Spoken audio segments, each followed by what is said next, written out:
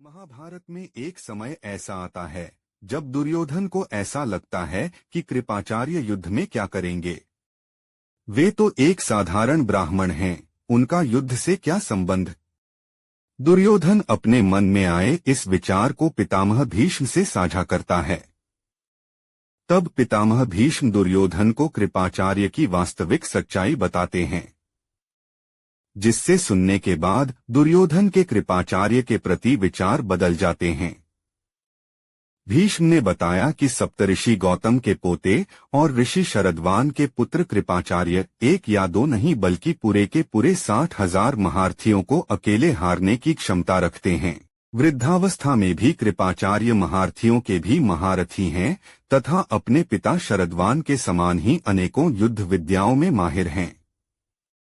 कृपाचार्य का जन्म भगवान शिव के पुत्र कार्तिकेय की तरह ही सरकंडे से हुआ है।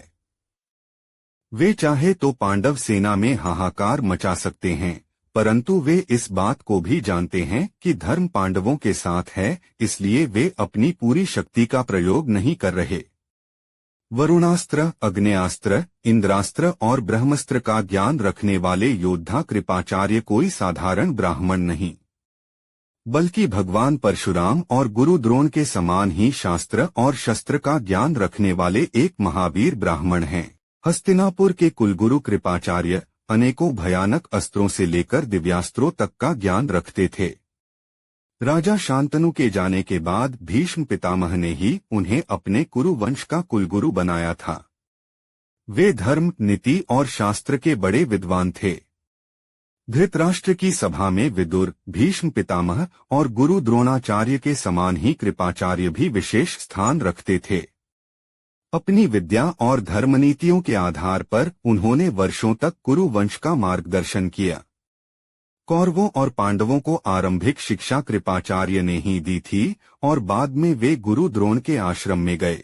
कुरुवंश के कुलगुरु कृपाचार्य की कृपी नाम की एक बहन भी थी, जिनका विवाह द्रोणाचार्य से हुआ और महारथी अश्वत्थामा कृपी और द्रोणाचार्य के ही पुत्र थे।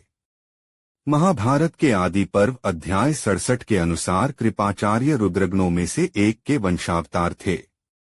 देवी भागवत में कृपाचार्य को मरुतों में से एक का वंशावतार माना गया है। विष्णु पुराण अंश 3 के अनुसार आगे होने वाले मनवंतर में वे मनुबन प्रलय से बचाएंगे और वे सप्तऋषियों में से भी एक बनेंगे। कृपाचार्य के दादा महर्षि गौतम सप्तऋषियों में से एक थे। ऋग्वेद में कई सारे सूक्त आज भी उन्हीं के नाम से जाने जाते हैं। गौतम ऋषि का विवाह ब्रह्मदेव की मानस पुत्री देवी अहिल्या के साथ हुआ, जिनकी गिनती प्राचीन काल स्मरणीय पंचकन्याओं में की जाती हैं। ऐसा कहा जाता है कि उस काल में अहिल्या से ज्यादा सुंदर कोई दूसरी महिला नहीं थी। अहिल्या वही देवी हैं जो भगवान श्री राम के चरण स्पर्श से पत्थर से महिला बन गई थी। हनुमान जी की माता अंजनी महर्षि गौतम और अहिल्या की ही पुत्री थीं।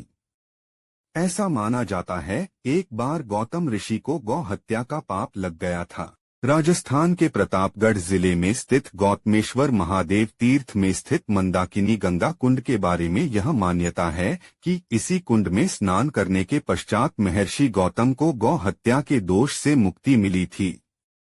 इसके पश्चात महर्षि गौतम ने यहाँ महादेव की आराधना करके एक स्वयंभू शिवलिंग प्रकट किया था, जो आज भी उन्हीं के नाम पर गौतमेश्वर महादेव के नाम से जाना जाता है।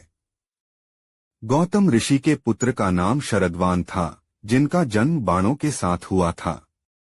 उन्हें वेदाभ्यास में थोड़ी भी रुचि नहीं थी तथा धनुर्विद्या से उन्हें अत्यधिक लगाव था। शरद्वान धनुर्विद्या में इतने निपुण थे कि देवराज इंद्र भी उनसे भय खाते थे। इंद्र ने उन्हें साधना से डिगाने के लिए नामपदी नामक एक देवकन्या को उनके पास भेज दिया। उस देवकन्या के सौंदर्य के प्रभाव से शरद्वान इतने कामपीड़ित हुए कि उनकी उत्तेजना का असर वहां पड़े सरकंडे पर गिर गया। वह सरकंडा 2 भागों में विभक्त हो गया, जिसमें से एक भाग से कृप नामक बालक उत्पन्न हुआ और दूसरे भाग से कृपी नामक कन्या उत्पन्न हुई। इन दोनों को जंगल में छोड़ शरद्वान वहां से चले गए। भीष्म पितामह के पिता शांतनु इन बच्चों को जंगल से हस्तिनापुर ले आए और इनका पालन पोषण करने लगे। शरद्वान ने अपने ध्यान साधना के दम पर यह देख लिया और वे गुप्त तरीके से कृप के पास आकर इनको वो सभी विद्याएं सिखाने लगे जो वे जानते थे। इस प्रकार कृप नामक वह बालक अपने पिता के समान ही वीर और विद्वान बन गया। अनेकों भयानक दिव्यास्त्रों से लेकर शास्त्रों तक का ज्ञान रखने वाला कृप नामक वही बालक आगे चलकर कृपाचार्य कहलाया। कृपाचार्य कौरवों और पांडवों के गुरु थे। इनको 7 चिरंजीवियों में वे भी एक माना जाता है। कृपाचार्य महर्षि गौतम शरद्वान के पुत्र थे। एक समय जब शरद्वान तप कर रहे थे, तब इंद्र ने उनका तप भंग करने के लिए जानपदी नाम की देवकन्या को भेजा था। कृपाचार्य उस कन्या पर मोहित हो गए और जानपदी के गर्भ से 2 भाई बहन हुए। महाभारत के युद्ध में कृपाचार्य ने कौरवों का साथ दिया था। जब युद्ध में कौरवों का वध हो गया और पांडव विजयी हुए तो वे उनके साथ चले गए। कृपाचार्य 7 चिरंजीवी में से एक हैं। वे आज भी जीवित हैं। कृपाचार्य महाभारत युद्ध में कौरवों की ओर से लड़े थे। महाभारत युद्ध के कृपाचार्य गुरु द्रोणाचार्य और भीष्म पितामह की जोड़ी थी। युद्ध में द्रोणाचार्य, कृपाचार्य और अश्वत्थामा तीनों ही भयंकर योद्धा था। कृपाचार्य उन 3 तपस्वियों में से एक थे जिन्हें भगवान श्री कृष्ण के विराट स्वरूप के दर्शन हुए थे। उन्हों सप्तऋषियों में से एक माना जाता है। लाइक, सब्सक्राइब, शेयर करें।